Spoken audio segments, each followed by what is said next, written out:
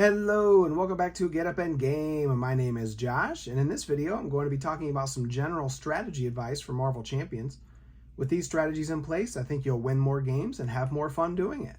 Now, as always, this comes largely from a solo perspective, but I think most of this should apply to just the game in general. And of course, many things can definitely vary from hero to hero and villain to villain as well. Be sure to check the comments of this video, as I'm sure there will be more great tips posted down there, or maybe just some corrections to my advice.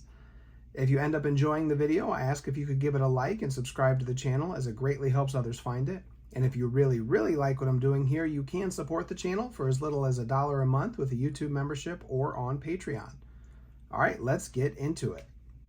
Now, success in Marvel Champions is affected by many variables: the difficulty of the villain, the strength of the hero, the strength of your deck, the matchup itself, the player's skill and experience.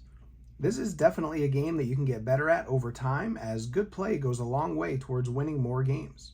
So whether you're new to the game and feel like you're struggling to get a win against Rhino, or you're doing pretty well and want to take on some more challenging situations, the tips in this video should help you. So let's start right at the beginning of the game with the Mulligan. You should be mulliganing aggressively to find your most important cards right from the start.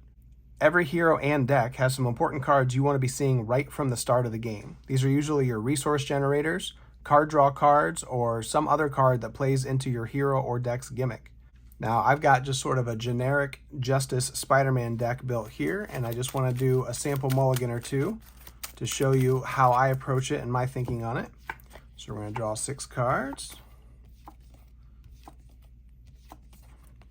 Now, the first thing is you want to discard anything that isn't going to be immediately helpful in the first turn. Now, looking at this hand, this is actually pretty good. The thing is, in this particular case, Rhino's scheme doesn't start with any threat, so we don't need either of these threat removal cards, so we'll just take those out. Certainly nice to see a double resource early, and one of the gimmicks in this deck is I'm hoping to use Meditation to pay for expensive cards like Sonic Rifle. So that's actually a pretty darn nice combo that they came up together, so I would definitely hold on to that.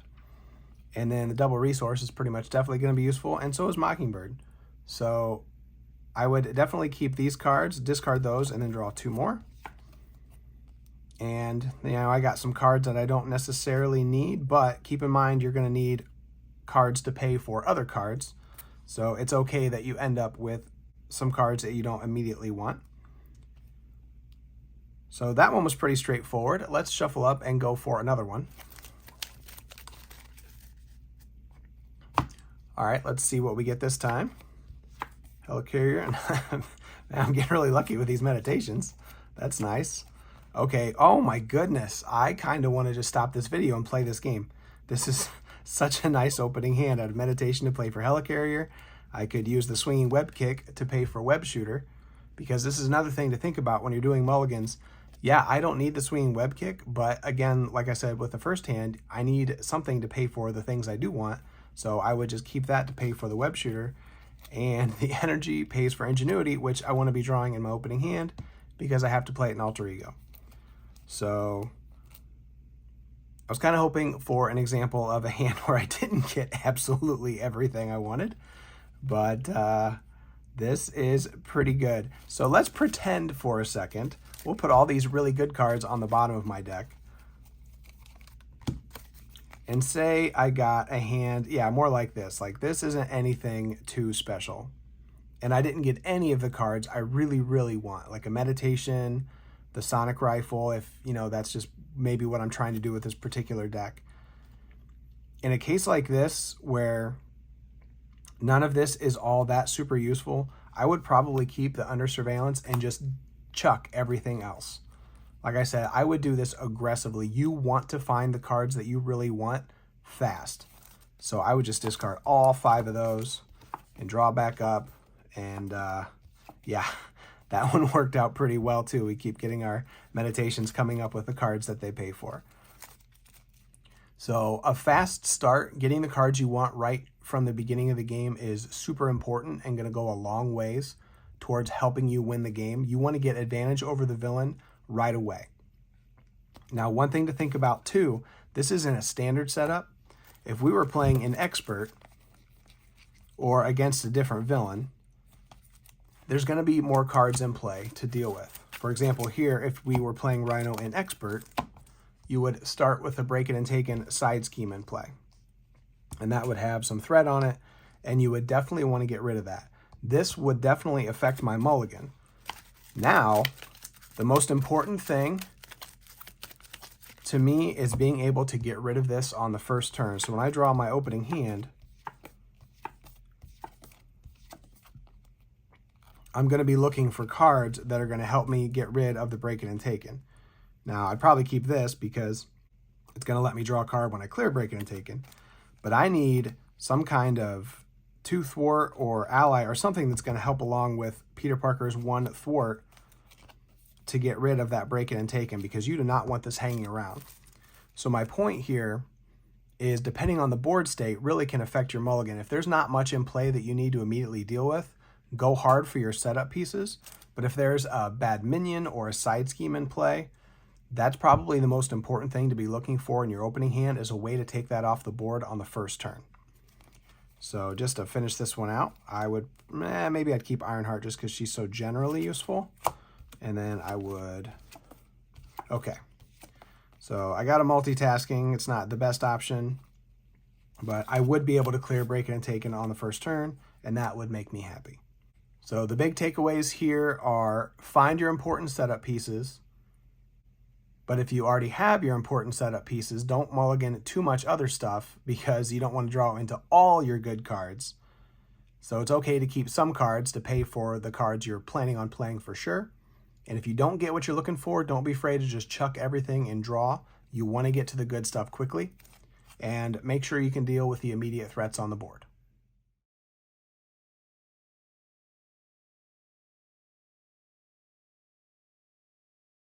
Okay, now that the game has started, let's talk about how to approach the early game.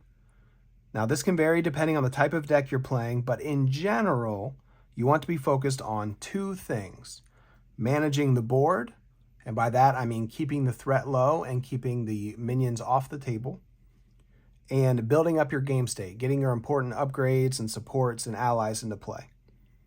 What you don't really care about is damaging the villain. Now, the large exception to this, of course, is if you're playing a rush style deck where all you care about is damaging the villain, and in that case, go nuts. But that's not really what I would call a general strategy for the game. That's just kind of a one type of way to play the game. Now, if we look at our opening hand here, if this is how we were starting the game. Now, the first thing, of course, I would want to do is play Ingenuity, because I'm in my genius alter ego state. So I would definitely want to get that on the board. And then I would probably use Peter Parker to put a web shooter down. And then when we flip up, we kind of have a choice to make. We could either play the swinging web kick and deal 8 damage to Rhino, or we could put the under surveillance on the main scheme. And I'll tell you, 10 times out of 10, I would choose to put the under surveillance on the main scheme. I know it's tempting to swing in for that big 8 damage, but that 8 damage isn't going to mean much 3 turns from now when you're drowning in side schemes and minions, because you don't have the infrastructure in place to keep up with what the villain is doing. It's much more important to get a few cards on the table so you aren't as reliant on the cards you draw each turn to respond to the villain's pressure. You want to have consistent options that are going to help you pay for the cards in your hand, or help you draw more cards, or help you deal consistent damage. Whatever it is your hero does by putting cards on the table, getting those into play on the first turn, second turn, even third turn is much, much more important than dealing a big chunk of damage to the villain, because that damage can come much more easily later when you've got a lot of cards in play to help pay for a bunch of damage all at once. Every card you have on the table gives you an advantage over the villain. So here, I would definitely just pay for the under surveillance and, get rid of those. Those will come later. But you also want to be focusing on killing everything the villain brings out and keeping the main scheme as low when threat as possible. In the first few turns of the game, if I have a choice between dealing damage to the villain or taking something off the table or putting one of my cards into play, I'm going to choose to do those other things first every time. And then if there's any resources left in my hand, after I've played my cool upgrades, or I've made sure there's no side schemes, the threat on the main is as low as possible, and I've killed all the minions, Then if I have anything left, sure, go ahead and hit the villain with it. It's good to sort of chip him down as you go, but don't make it your priority in the first few turns. Now, there are, of course, some exceptions, like I don't always bother to, let me find one here. With like acceleration side schemes, for example, I don't always bother to spend the time removing these. If you have a hero that's good at thwarting, then that one extra threat in solo is really not going to make that much of a difference. So unless I just happen to have leftover thwarting, I might ignore that. Or maybe the smallest of minions, I might choose to put the damage on the villain instead of killing that. But normally I would probably just clear the board of things. But I'm just saying there are times where it might be worth ignoring a few things on the board. But I would probably definitely kill the minions because you don't want them chipping away at your health. Because another thing I tend to do in the early game is for at least the first attack and often the second, depending on how the first one goes, I just take that straight to the face. When the villain attacks, I'm probably not going to bother defending that first attack. Now, if you're playing Spider-Man and you happen to get your backflip, then great, obviously play that. Or any other hero has a good defense event. But I probably wouldn't bother to block that first attack. You want to have your basic activation available to you on the first few turns to thwart or attack and keep the board clear. You can use your health as a resource. Spider-Man has 10 health. If I take 4 damage on the first turn, that doesn't really change the game state at all. I'm at 6. I'm still fine. But I could, potentially punch a minion or try to take some threat off the board. So when it comes to the early game as far as defense goes, I usually just take that first one straight to the health dial and not worry about it too much. And if it's not too bad that first time, I'll probably do it on the second turn too. So that's the early game. Try to spend the first 2 or maybe 3 turns focusing your resources on building up your engine and keeping the board clear of threats. Feel free to chip away at the villain's health with anything left over, but don't make it a priority. All right, now that we're a few turns into the game, hopefully you've gotten some of your important pieces on the board and you're starting to feel like you're taking control of the game. The villain has maybe taken some damage, but you're a little beat up too. Now is when you want to keep doing what you've been doing, but start to think about pivoting into a damage posture. And when to make that switch is what the mid-game is all about. There comes a point in every game of Marvel Champions where it's time to decide that you're going for the win. And knowing when that time is hugely dependent on your hero, the villain, and your board state. Some heroes need more turns to get there than others. If you're playing an upgrade hero like Iron Man or Ironheart, you probably want to stall this part of the game out as long as you can. But if you're playing someone more event-driven like Gamora or Nova, then you probably don't need as many cards on the table before you feel confident that you can bring the game home. And of course, some villains give you more or less time for this as well. Someone who doesn't put a ton of pressure on you will allow you to build up. Other villains require you to finish them more quickly. So my point is, you just kind of have to feel this part of the game out. It's going to depend on your matchup and everything that's going on. But 3, 4, 5 turns into the game, hopefully you're in a position where you feel like you're in pretty good control and you could get away with pushing for damage without falling behind. But what you don't want to do is to flip the villain too soon. Put damage on the villain when you can, but unless you're ready to push for the win, there's really no benefit to pushing the villain to their next stage. Don't think of the game as 50% stage 1, 50% stage 2. It's probably more like 75% stage 1 and 25% stage 2, or even 80-20. The only thing that flipping the villain is going to do is increase their stats and probably have them put more cards into play or make their special ability more annoying. So while you're sort of hanging out here in the mid game, go ahead and try to push the villain down to as close to 1 as you can. But don't flip them just for the heck of it. Wait until you're really ready to go for the win.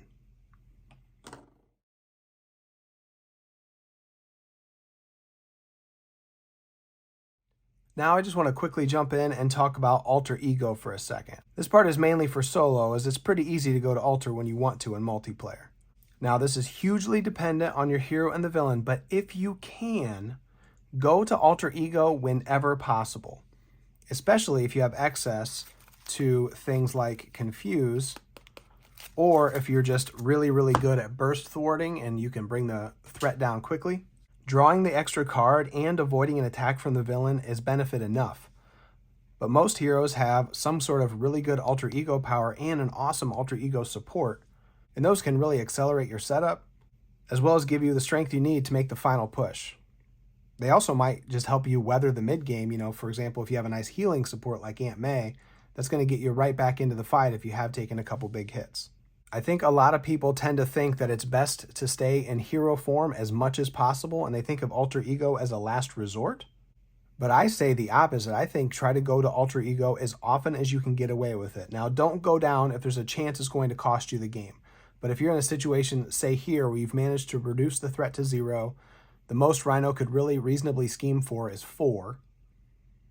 And then, hypothetically, there could be an advance. But, reasonably, it looks unlikely that you would lose the game. Then I would totally flip down in this situation. It's just so worth drawing that extra card and not taking another hit to the face or having to have an ally block. You could save that ally for the next time you get attacked. And I would go so far as to say to try to build it into your strategy. There are so many options for Confuse now in the game if you have the whole collection, but even not, there's usually at least one really good point in the game that you could get away with going to alter ego. Especially, Rhino's kind of a bad example for this, but I don't want to have to set up a bunch of different villains. If you're fighting a multi-scheme villain, even if you lose the scheme, but it's not going to cost you the game, then it's probably worth going to alter ego if you can get enough benefit out of it, which I think most of the time you will. One thing I will say about alter ego, though, try not to flip down when you're about to draw the last cards from your deck, because you don't want to be getting any extra encounter cards while you're in alter ego if you can help it.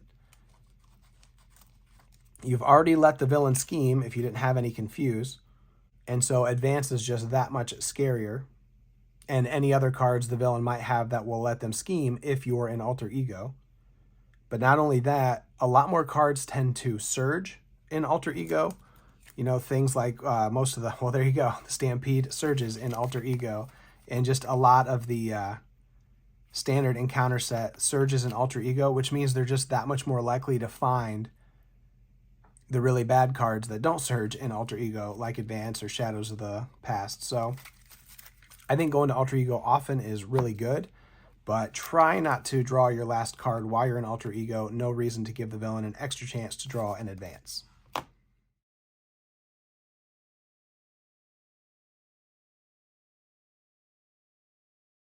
And speaking of that, actually, another point of strategy I want to address right now is being aware of what cards are left, both in your deck and the villain's. You always want to know where the advances are. Like here, I know both advances are still in the deck. You want to be keeping an eye on that. Has Shadows come out yet?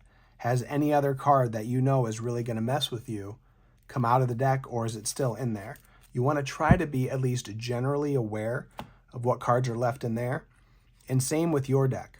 If we're most of the way through our deck, and we know that pretty much all of our good damage cards have already passed, now's probably not the right time to make that big push to try to finish the villain off, because we're not likely to be drawing into our damage. We know it's already in our discard pile. So you just always want to try to be aware of where the worst cards are in the villain deck and what they could potentially be doing, the likelihood that they're going to attack you again, that they're going to scheme, things like that. And you want to know if you've got any big cards coming up, or if you've already seen all the good stuff and you kind of just want to maybe pull back and wait until you get your reshuffle and then you've got all your good cards back. All right, once you feel like you're as set up as you need to be, or the game is in a desperate enough state that you have to end it quickly, then it's time to flip the villain to their second stage. Once the villain is flipped, you're in the late game, and now your strategy shifts. Now, first of all, keep in mind that most villains bring some new card or cards into play when they flip, so you should be ready to deal with those. Rhino brings in that break it and take him when you send him to stage 2, so don't flip him with your last action before your turn's about to end. Otherwise, this is just going to get you an extra encounter card for nothing. Wait till the next turn so that you can flip him and then immediately thwart this away so you never have to deal with that extra card. And from here on out, you want to be pushing as much damage to the villain as you can and ignore what you can get away with. This little Hydra Bomber is going to be pinging you for 1, or that Bomb Scare is going to be adding a little bit of extra threat. I wouldn't waste any more resources on those than I needed to. I would just be attacking Rhino with everything I had and hoping to knock him out in a turn or two. Ideally, if you can flip a villain and kill them on the same turn, that's the way to do it, but that's not always possible depending on your hero. So definitely just try to ignore what you feel like you can get away with ignoring. And the final bit of strategy in the end game that's going to get you the win, if it's not going to cause you to lose, go to alter ego. Just flip down, let the villain scheme if you know that it's definitely not going to cost you the game. That way you don't have to worry about getting attacked multiple times. That could finish you off. And that way you can just flip right back up the next turn and safely get the win. I often flip to alter ego on the turn before I know I can win, just to really cinch it in.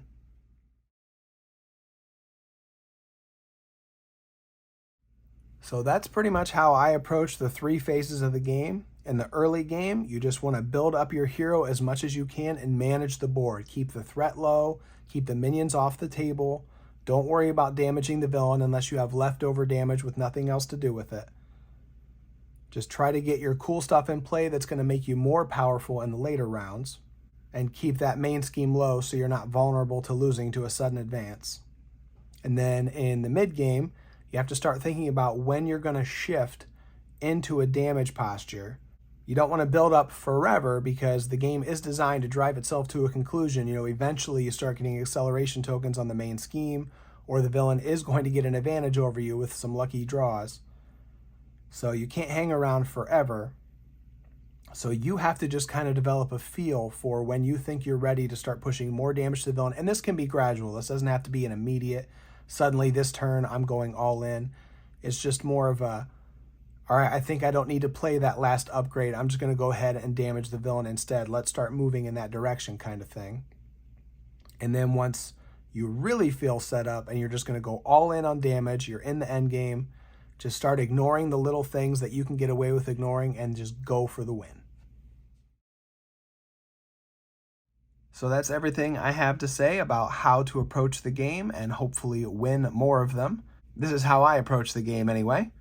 The last thing I would say though is just remember to be flexible. These are all just general strategies that can help you, but everything is going to be a little different depending on your hero, your villain, your deck.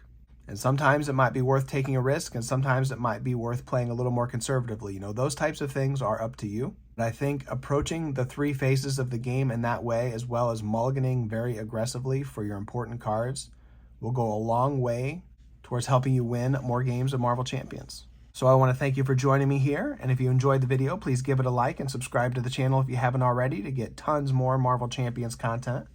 And if you're so inclined, I do have memberships and a Patreon, so you can check the description of this video to see how you can support my work of entertaining, informing, and hopefully enhancing the experiences of everyone who plays Champions. And with that, I hope to see you next time we get up in game. Take care, folks. Bye-bye.